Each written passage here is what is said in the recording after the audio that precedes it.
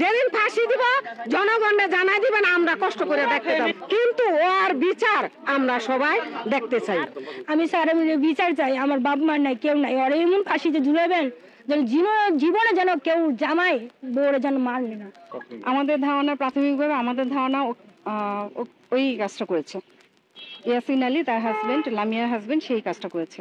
আমি ওর মেজো বই না, মানে চান্নাতের দিনে ওরে ফোন দিছে, ওর হরি ফোন দিয়ে কয় কি যে আমার পোলাটা একটু একটু রাখবি। তাই আমার ছোট বোনে কইতাছে যে না, আমার বড় বোনে ওরে পছন্দ করে না, ওরে রাখলে খালি ঝগড়া হয়, মারামারি হয়, মাইনসে খারাপ কয় তুই রাখ, পরে আমি ওরে জেলে দিয়ে দিমনি। পরে চান্নাতের দিনে মারামারি কিলাকিলি হয়েছে, জিত করে শ্যাম ও রান্ধেনি, কিছু রান্ধেনি। পরে ঈদের দিন আমার কাছে আইসে, কয় বই না আমার না তোর বইনের শ্যামাই রান্ধে দেয়নি। তা আমি আবার আদর মুদুর করে কি থাকগা, আমার বড় বোন জিত করে শ্যামাই রান্ধে দেয়নি, ওই যার জামাইরাও খাইবো না, ওরও খাইবো না, ওর কত লেটার ওর জিত। পরে আমার কথা যে বোন আমি তো শ্যামাই মোমা রান্ধি, আমি আবার আদর মুদুর করে ওরা শ্যামাই মোমা খাওয়াইয়া তারপরের দিন আমি যাই বড়টার আমি দমক দিছি, এছাড়া তুই শ্যামাই রান্ধে দশ না কিলিগা, কয়েকে কাউরে খাওয়াবো না, নিজেও খামো না। পরে এর মধ্যে আমরা আবার ঈদের পরে খালা মানে মামা গোবাই গেছি, মামা গোবাই যাইয়া খাইয়া মুইয়া আইসি। আর পরে তারপরের দিন আমার খালা গোবাই যাওয়ানোর কথা ছিল, আমার শোল ভালো না দেখে ওরা গেছে, যাইয়া মুইয়া ঘুরা মুড়া। তারপরের দিন আমার সোমবারে আমি এবার গেছি ওর ভাই, যাই কই কি রে লামে তুই কামে যাসনি, কয় কি এই কুত্তার জ্বালায় আমি কামে জানি, কেলে যাসনি কিলিগা, কয় কুত্তার কারণে আমার চাকরিটাও গেছে গা, আর তোর বোনে এই কুত্তার লাগে আমার সংসারটা ভাঙিয়া যাবো, ও তোর বোনের ছেড়ে দিয়ে আমি ওর সংসার করি। তা আমি আবার ওর কইছি যে তুই যে সংসার করবি তোরা তো মারা লাগবে সেকেন্ডে, আমার বড় বড় কারণে তোরে মারতাছে না। ও কুত্তা গায়ে কি তুই যদি বড় বোনের না ছাড়বি তোরও মারমু, তোর বড় বোনেরও মারমু, ওর জামাই এসি।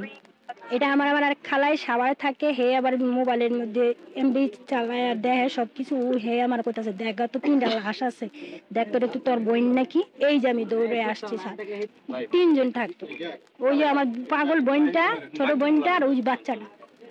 হে দেখছে যে একটু আগে মানে মোবাইলটা চালু দিছে, চালু দেওয়া কয়েকে দেই তো ভিডিওর মধ্যে কোনো ইটা ওর মোবাইল কি খোলা নাকি। আমি আবার ফোন দেখেছি, খালা ওর মোবাইলটা তো বন্ধ, তুমি তো দেখো তো ওই তো ইমু চালায়, তোমার লাগে তো খাতির আছে দে তো জিজ্ঞেস করে। পরে যখন চালু দিয়ে দেখা যে এই অবস্থা, পরে আমার লগে লগে ফোন তো দেখ তো তুই যাই আর দেখ তোর লাশটা কি তোর বোন নেই। আর আমার বোনের জামাইও কইছে যে আমি তোকে দুজনের আমি শান্তি দিব না, আমি তোর দুজনের মাইরা যদি আমি জেলও খাটি আমার কোনো দুঃখ নেই।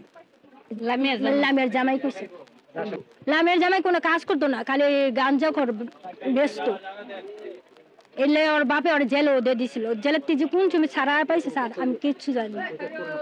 আমি স্যার আমি বিচার চাই, আমার বাপ মার নাই, কেউ নাই, ওর এমন ফাঁসিতে ঝুলাবেন যেন জীবনে যেন কেউ জামাই বউরে যেন মারবে না। এমন ওনারা থাকতো এই রুমে আমরা ভাড়া দিছিলাম, ওনারা এখানে থাকতো। তো 4-5 দিন যাবত রুম তালা মারা, ওনারা আর মানে তালা খোলে না। তো ওর হাজবেন্ড 2-3 দিন মানে সকালবেলা খালি দিতে গুড়গুড় করে, রাতের বেলা গুড়গুড় করে। তো একজন আবার জিজ্ঞেস করছে যে তুই এদিকে গুড়গুড় করে কয় প্রস্রাব করতেছি, তো বাসার ভিতরে প্রস্রাবখানা নাই, তুই এখানে এলি প্রস্রাব করতে। পরে চলে আইছে, পরে আজকে সকালে নিউজ পেয়েছি যেন এখানে লাশ পাওয়া গেছে। পরে আমরা যে দেখি যেন এখানে মেয়েরা ফেলা গেছে লাস্ট, এই যে এখানে কিছু সিফটিন রাখা আছে বাইরে, ওইখানে সিফটিনের নিচে ছিল লাশ। এই বাড়িতে রুম হইলো, ওই পাশে একটা ভাড়াটিয়া থাকে, এই পাশে একটা ভাড়াটিয়া, ওরা ঈদের সময় গেছে ছুরি বেড়াইতে, দেশে বাড়িতে আর আসে নাই।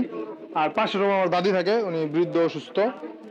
আর উপরে একটা ভাড়াটিয়া আছে। আর এই পাশে আমার চাচা মারা গেছে 4 বছর, চাচি মারা গেছে 6 মাস।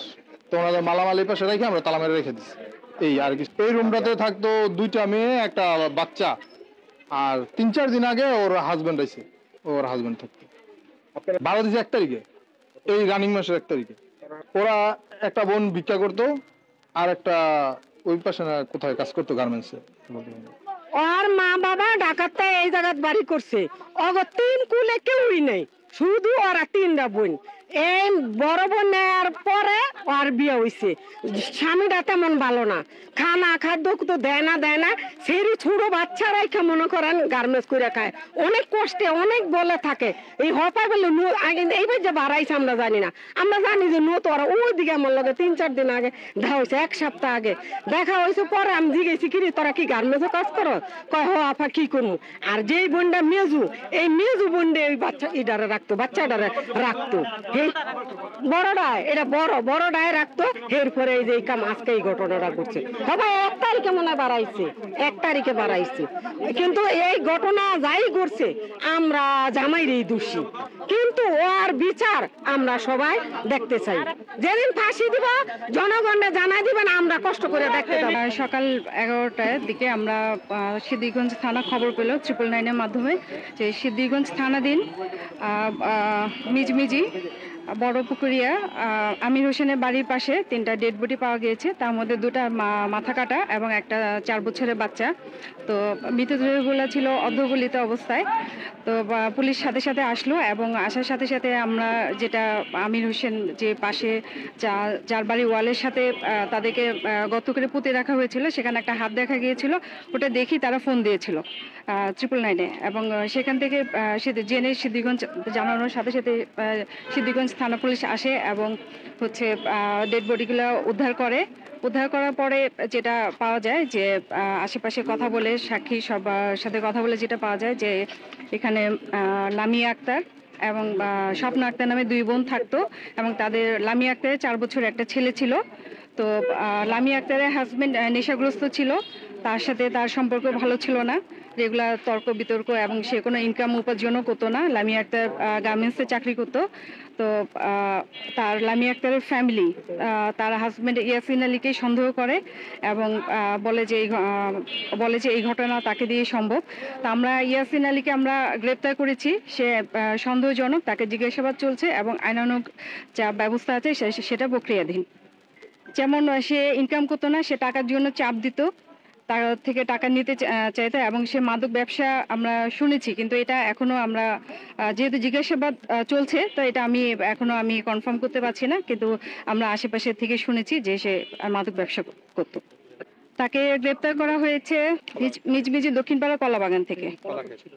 সে পলাতক ছিল, জিডি হয়নি, সেটা আত্মীয় স্বজন এরকম ছিল না, জিডি হয়নি। যেটা হয়েছে যে যেখানে তাদেরকে গর্ত করে পুঁতে রাখা হয়েছিল সেখানে একটা হাত দেখে সেই ওয়ালের সাথে যে বাড়ি সে আমির হোসেন উনি ফোন দিয়ে জানিয়েছেন। এখন পর্যন্ত একজনকে জিজ্ঞাসাবাদ চলছে। প্রাথমিকভাবে আমাদের ধারণা ওই কাজটা করেছে, ইয়াসিন আলী তার হাজবেন্ড, লামিয়ার হাজবেন্ড, সেই কাজটা করেছে। পারিবারিক দ্বন্দ্ব এবং হচ্ছে 4-5 দিন আগে হতে পারে, 4-5 দিন আগে এই কাজটা হয়েছে।